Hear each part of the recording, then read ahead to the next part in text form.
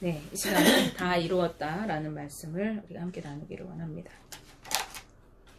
자, 우리는 지금요 고난 주간을 함께 보내고 있습니다. 여러분은 모두 예수님께서 우리를 위해 십자가를 지심을 기억하면서 거룩한 날들로 보내고 계실 줄 믿습니다.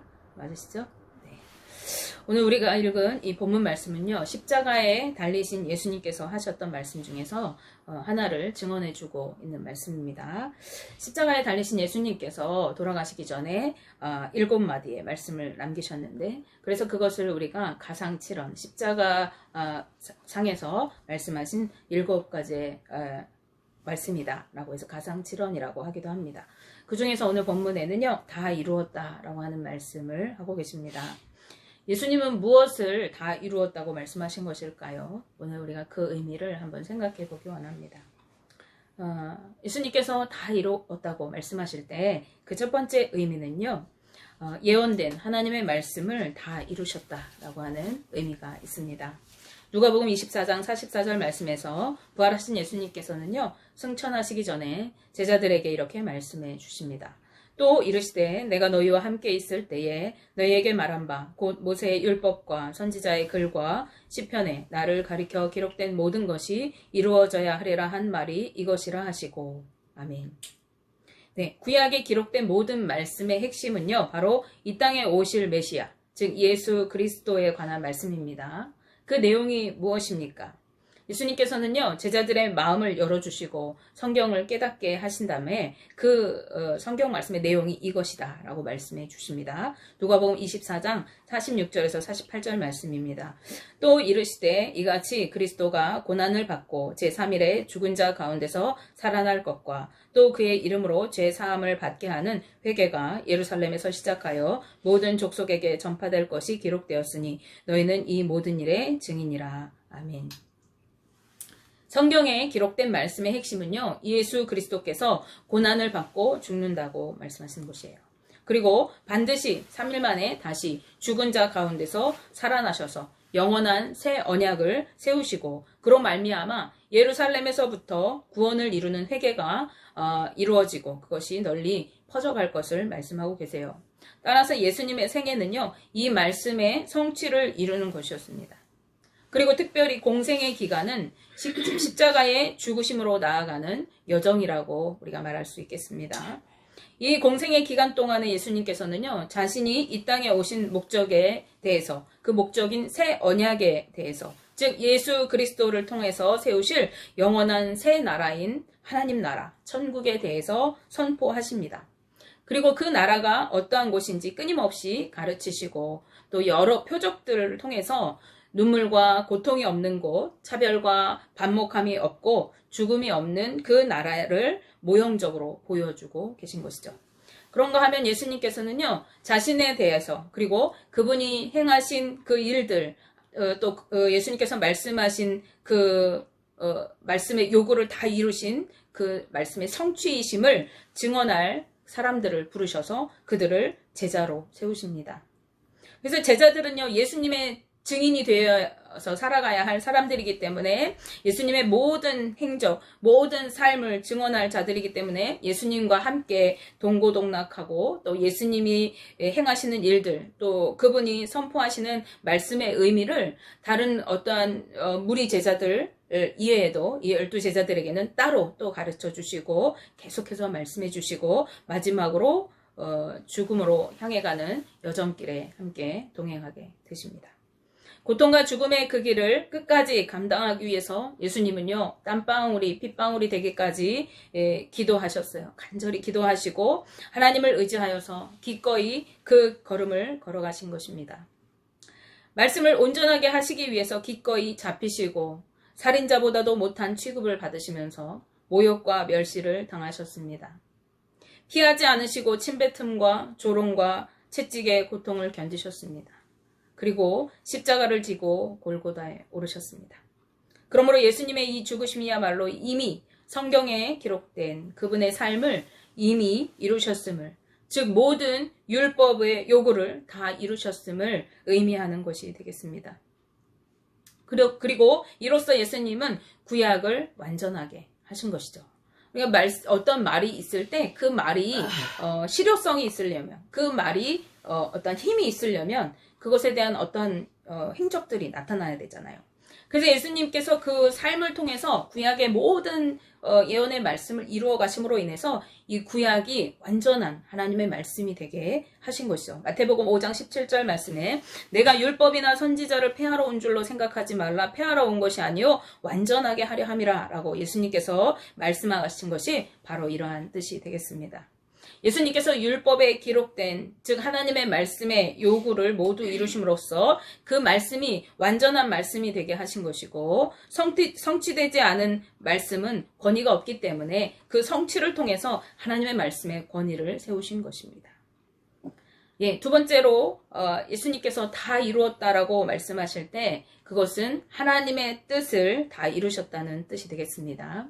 히브리서 10장 7절 말씀에 이에 내가 말하기를 하나님이여 보시옵소서 두루마리 책에 나를 가리켜 기록된 것과 같이 하나님의 뜻을 행하러 왔나이다 하셨느니라 라고 말씀합니다. 하나님의 뜻은 무엇일까요? 하나님의 뜻은 모든 율법적인 것들을 폐하시고 새 언약을 세우시는 것입니다.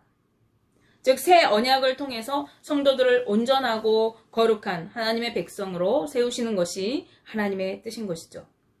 히브리서 10장 10절 말씀에 이 뜻을 따라 예수 그리스도의 몸을 단번에 들이심으로 말미암아 우리가 거룩함을 얻었노라 라고 말씀합니다. 하나님께서는요 구약시대에 이스라엘 백성들에게 율법을 주시고 또 제사 제도를 세워주셨어요. 그 이유는 그들이 죄 지었을 때 소와 양을 잡아가지고 번제와 속죄제를 드림으로 자신의 죄를 깨닫고 하나님 앞에 회개하며 나오도록 하시기 위한 것이었죠. 짐승을 잡아서 그 피의 제사를 드림으로써 정결함을 얻게 되는 것입니다. 그렇지만 이 짐승의 제사는요 이스라엘 백성들을 완전한 죄 없는 자들로 이렇게 변화시키지는 못했습니다. 불완전한 모형에 불과한 것이었던 것이죠. 근데 이것을 단지 이 죄를 깨닫게 하고 또 죄를 뉘우치게 하는 그러한 역할을 했던 것이죠. 죄를 완전히 없게 할 수는 없었기 때문에 이제 이 율법적인 제사제도를 하나님께서는 폐하시고 하나님의 백성인 우리 성도들을 죄가 없게 하시기 위해서 예수 그리스도께서 친히 희생제물이 되시고 영원한 새 언약을 세우시기 위해서 대제사장으로 오신 것입니다. 히브리서 10장 9절 말씀에 그 후에 말씀하시기를 보시옵소서 내가 하나님의 뜻을 행하러 왔나이다 하셨으니 그 첫째 것을 폐하심은 둘째 것을 세우려 하심이라 라고 말씀합니다. 여러분이 시간 되시면요 히브리서 9장 10장 함께 읽어보시면 좋으실 것 같아요. 하나님의 뜻을 세우시기 위해서 예수님께서는요 죽기까지 복종하셨고 기꺼이 십자가를 지시고 나아가셨습니다. 여러분이 잘 알고 계시듯이 빌립보서 2장 8절 말씀에서 사람의 모양으로 나타나사 자기를 낮추시고 죽기까지 복종하셨으니 곧 십자가에 죽으심이라 라고 말씀합니다. 이 죽음을 통해서 믿는 자들이 온전한 구원을 이루는 거룩한 하나님의 백성으로 세움을 받게 되는 것입니다. 구약의 제사 제도는 사람들이 하나님 앞으로 직접 나아갈 수가 없었어요. 그 장막 안에 성소, 또 지성소 이렇게 있었는데 성소 안에는 제사장들만 들어갈 수 있었어요. 그래서 사람들이 죄를 지어서 제물을 가지고 이렇게 나오면은 그것을 잡아가지고 밖에 있는 그 번제단에 이렇게 사르기 전에 피를 받아가지고 제사장이 그 피를 가지고 성소 안으로 들어갑니다. 그래서 거기서 하나님을 섬기게 되어지는 것이죠. 여기 하나님의 임재가 이루어지는 것은요, 그 성소도 아니고 성소 휘장 너머에 있는 지성소인데요. 이 지성소는 오직 대제사장만이, 그것도 1년에 한 번, 1년에 한 번 그곳에 들어가서 하나님을 섬길 수 있었어요. 그래서 모든 백성들이 하나님 앞에 직접적으로 나아갈 수 없었죠. 그리고 모세 시대부터 이 백성들은 자신들이 하나님 직접 만나는 것을 두려워했어요. 그래서 모세에게 말하죠. 네가 하나님 말씀 대신 듣고 와서 우리들에게 전해주라. 하나님 앞에 나아갈 그러한 담력이 없었던 거죠. 두려웠던 거예요. 하나님을. 그러나 이제 예수님께서 십자가에서 단번에 죽으심으로 이제 하나님께 나아갈 길이 열려지게 되어집니다. 그분이 자신의 피에 피로 우리의 모든 죄를 영원히 속죄하시고 하나님 앞에 나아가서 섬길 수 있도록 담력을 얻게 하신 것이죠. 성막은 하나님 나라의 모형입니다. 이전에는 그리로 직접 들어갈 수가 없었지만 이제 예수 그리스도로 인해서 새로운 장막인 천국에는 누구나 믿는 자들은 다 들어갈 수 있게 된 것입니다. 히브리서 9장 14절 말씀에 하물며 영원하신 성령으로 말미암아 흠없는 자기를 하나님께 드린 그리스도의 피가 어찌 너희 양심을 죽은 행실에서 깨끗하게 하고 살아계신 하나님을 섬기게 하지 못하겠느냐라고 말씀합니다. 예수님의 피를 의지하는 자들은 직접 하나님을 섬기는 그러한 자리로 나아갈 수 있게 되는 것이죠. 마태복음 11장 12절 말씀에서 예수님께서 세례 요한의 때부터 지금까지 천국은 침노를 당하나니 침노하는 자는 빼앗느니라고 말씀합니다. 세례 요한은 어떤 인물입니까? 세례 요한은 구약 시대와 신약 시대를 연결하는 다리 역할을 하는 그러한 인물입니다. 그는 새 시대를 열어갈 메시아의 길을 예비하는 자로 세워졌습니다. 따라서 예수님의 말씀은 세례 요한 이전 세대는 하나님 앞으로 나아갈 길이 없었지만은 이제 이후 세대, 메시아를 섬기는, 메시아를 믿는 세대는 하나님의 나라를 얻기 위해서 힘쓰는 자라면 누구나 그 나라를, 하나님의 나라 천국을 누리게 될 것을 말씀하고 계신 것이죠. 그리고 이를 가능케 하신 것이 바로 예수 그리스도이십니다.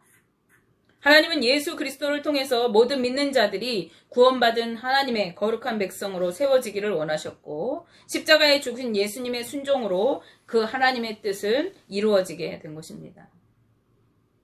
하나님의 뜻에 순종하신 예수님께서는요, 자기 영혼을 죽음에서 살리실 수 있는 하나님께 내어 맡기고 숨을 거두게 되셔요. 누가복음 23장 46절 말씀에 예수께서 큰 소리로 불러 이르시되 아버지 내 영혼을 아버지 손에 부탁하나이다 하고 이 말씀을 하신 후 숨지시니라 라고 말씀합니다. 자신의 생명의 주권을 하나님 아버지께 내어드린 것입니다. 그리고 이 예수님을 하나님께서는 다시 살리시고 그를 세계 위에 높여주셨음을 우리가 말씀을 통해서 알 수 있고요. 모든 입술로 인해서 예수 그리스도를 구주로 고백하게 하심으로써 하나님께서 영광을 받으신다고 말씀하십니다. 빌립보서 2장 9절에서 10절 말씀입니다. 이러므로 하나님이 그를 지극히 높여 모든 이름 위에 뛰어난 이름을 주사 하늘에 있는 자들과 땅에 있는 자들과 땅 아래에 있는 자들로 모든 무릎을 예수의 이름에 꿇게 하시고 모든 입으로 예수 그리스도를 주라 시인하여 하나님 아버지께 영광을 돌리게 하셨느니라. 아멘. 이 말씀에서 우리가 뭘 알 수 있어요? 우리가 예수 그리스도를 나의 구주로 고백하면서 그분을 인정하는 것이, 예수 그리스도를 믿는 것이 하나님 아버지께 영광을 돌리게 되는 것을 뜻하는 것입니다.